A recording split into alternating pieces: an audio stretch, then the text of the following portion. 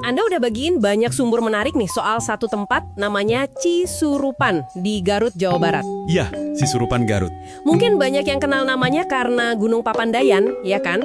Tapi kalau lihat catatan Anda ini, wah, kayaknya ceritanya jauh lebih banyak. Betul. Jadi misi kita kali ini kita coba bongkar nih lapisan-lapisannya Cisurupan. Dari geografinya yang sejuk itu, terus pariwisatanya gimana, ekonominya, sampai budayanya. Oke, siap ya kita bedah? Siap. Tapi, sebentar, ada satu hal penting banget nih di awal. Penting buat Anda perhatikan, biar nggak salah nanti. Oh, apa tuh? Jadi gini, ada 2 Cisurupan di Jawa Barat. Nah, yang kita bahas ini sesuai sumber Anda, itu Kecamatan Cisurupan di Kabupaten Garut. Gerbangnya Papandayan itu. Oke, Garut ya, bukan yang lain. Iya, bukan. Kelurahan Cisurupan yang ada di Kota Bandung. Beda banget. Jadi kalau Anda nanti cari info transportasi, terus nemu soal bus Damri atau KRL Bandung Raya, itu salah alamat. Itu buat Cisurupan Bandung. Wah, oke. Ini krusial nih. Bisa nyasak beneran kalau salah info ya. Makanya, jadi fokus kita sekarang murni Cisurupan Garut. Yang ada Papandayannya itu. Sip, dicatat. Nah, balik ke Cisurupan Garut nih. Dari sumber Anda, lokasinya ini spesial ya berarti? Dataran tinggi, sejuk gitu? Iya, betul. Diapit 2 gunung kan, Papandayan sama Cikoray. Ketinggiannya disebut berapa tuh? Antara 1000 sampai 1300 meter di atas permukaan laut, MDPL. Wow, tinggi juga ya. Secara administrasi, ini satu kecamatan ya? Ada berapa desa gitu? Iya, kecamatan, ada 17 desa di dalamnya. Oke. Dan ketinggian sama tanah vulkaniknya ini kunci penting loh. Ini yang perlu Anda pahami konteksnya. Kenapa tuh kuncinya? Ya karena itu, makanya jadi lumbung hortikultura. Sayuran bagus-bagus, kopi juga. Sekaligus ya jadi destinasi wisata alam yang seger banget udaranya. Masuk akal. Sumber Anda juga nyebut kalau pertumbuhan penduduknya lumayan signifikan loh dalam 10 tahun terakhir.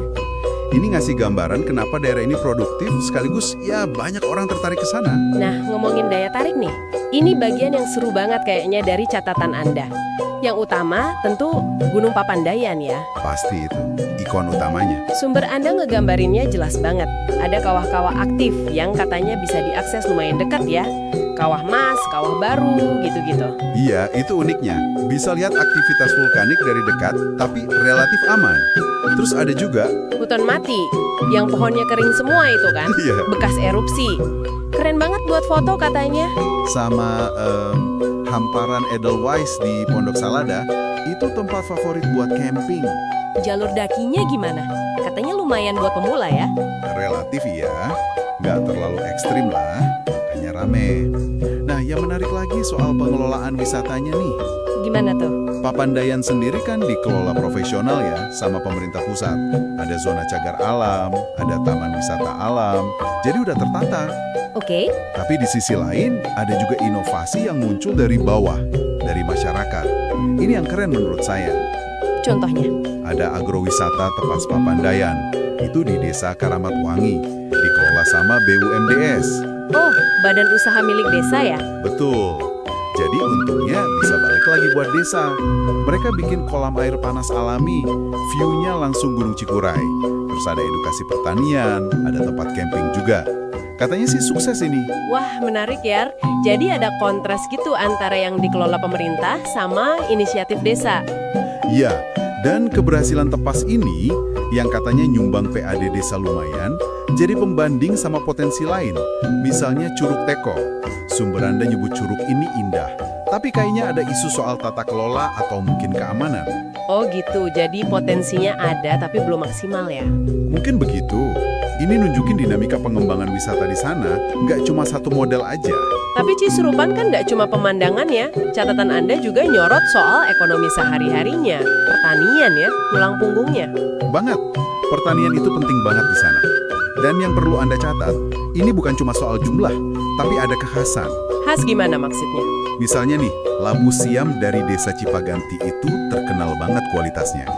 Terus ada jeruk keprok Garut. Nah, benih unggulnya itu dikembangin di Balai Benih Hortikultura atau BBH yang ada di Cisurupan juga. Oh, jadi ada pusat pengembangannya di sana ya? Iya, Bahkan desa Situsari itu dikenal penghasil tembakau kualitas terbaik. Katanya sih karena kondisi tanah sama ketinggiannya pas banget. Kopi juga jadi andalan tentu. Kopi Priangan ya. Terus kayaknya ada inovasi juga ya di sektor ini. Bukan cuma nanam terus jual. Nah, itu dia. Ada contoh keren nih. Warga kerjasama sama universitas buat ngolah labu siam. Dijadiin sirup, keripik, jadi ada nilai tambahnya. Kreatif ya. Ada lagi, di desa Pakuwon ada UMKM namanya Serat Nusa. Mereka kerjasama sama BRIN. Itu loh, Badan Riset Inovasi Nasional. Buat apa tuh? Bikin kerajinan dari limbah pelepah pisang. Tahu kan? Gedebok pisang.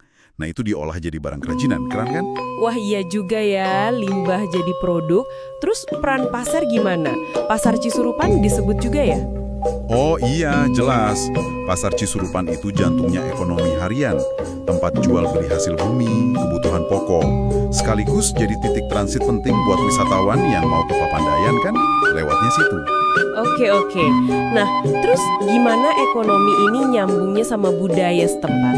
Sumber Anda ada nyebut beberapa hal unik juga soal budaya. Iya, ini nunjukin identitas lokalnya yang masih kuat. Misalnya ada kesenian bangklung di desa Cisero. Bangklung? Apa tuh?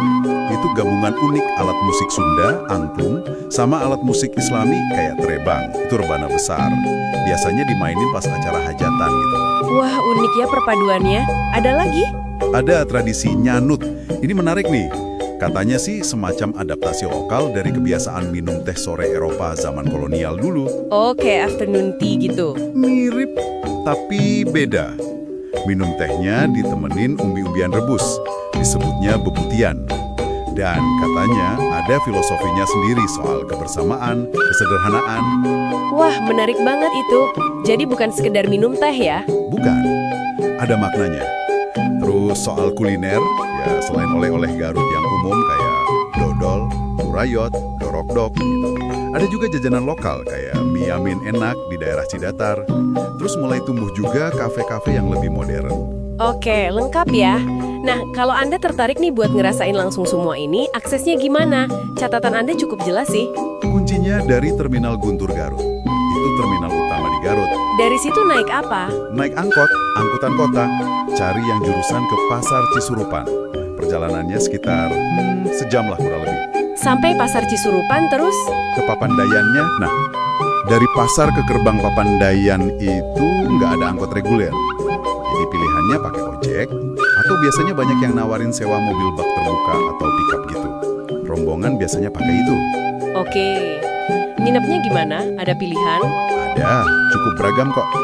Dari yang model homestay kayak ADK Papandayan disebut di catatan Anda, ada juga cottage kayak Kampung Bareto, atau villa juga ada. Jadi bisa disesuaikan lah sama budget dan selera. Oke, cukup jelas ya soal akses dan akomodasi. Jadi, apa nih rangkuman penting yang bisa Anda bawa pulang dari deep dive kita kali ini? Kayaknya jelas banget ya, Cisurupan itu jauh lebih dari sekedar Papandayan. Ini kayak mosaik kehidupan dataran tinggi Priangan gitu ya? Betul. Ada alamnya yang luar biasa, tanahnya subur yang ngasih kehidupan buat warganya lewat pertanian. Terus ada inovasi-inovasi yang lahir dari komunitasnya sendiri. Dan tradisi budayanya juga masih hidup ya, kayak bangklung sama nyanyet tadi. Iya, itu menunjukkan identitasnya yang kuat. Nah, sebagai penutup nih, mungkin ada satu pemikiran buat Anda renungkan lebih lanjut. Boleh, apa tuh? Kita lihat tadi ada model pariwisata berbasis komunitas yang sukses kayak agrowisata Tepas itu kan. Di sisi lain, ada potensi lain kayak Curug Teko yang mungkin belum optimal. Dan tentu ada ikon besar Papandayan. Iya, ada beberapa model ya. Pertanyaannya, gimana ya caranya Cisurupan ini bisa nyimbangin antara pengembangan atraksi yang skala besar kayak Papandayan sama pemberdayaan inisiatif lokal kayak BUMDes tadi? Menarik pertanyaannya. Supaya manfaatnya merata gitu ya. Betul. Supaya manfaat pariwisata itu benar-benar bisa dirasain merata sama masyarakat luas, berkelanjutan juga. Nggak cuma terpusat di ikon utamanya aja. Gimana menurut Anda? Wah iya ya, itu tantangan sekaligus peluang besar buat masa depan Cisurupan kayaknya. Sesuatu buat kita pikirkan bersama.